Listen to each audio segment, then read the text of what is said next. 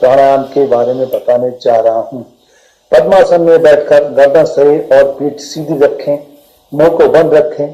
अब तेजी से सांसों को अंदर बाहर करते रहें ताकि पेट सिकुड़ने लगे और इसका विस्तार होने लगे और नाक से भौं भौं की आवाज आने लगे। लगातार तेजी के साथ सांस को तेजी से बाहर छोड़ना चाहिए, लेना चाहिए। इस प्रकार से लगातार एक क्रिया करनी चाहिए। कपालभाति व उज्जयी प्राणायाम को मिलाने पर भस्त्रिका प्राणायाम का निर्माण होता है। इस प्राणायाम करने से बहुत से लाभ होते हैं। पहला होता है गले की खराश को कम करता है, पेट की जलन भी कम होती है, नाक और छाती संबंधित बीमारियां दूर होती हैं, व अस्थमा ठीक होता है। एपेटाइट इससे अच्छा होता है, ट्यूमर को गला देता है व ठीक करता है।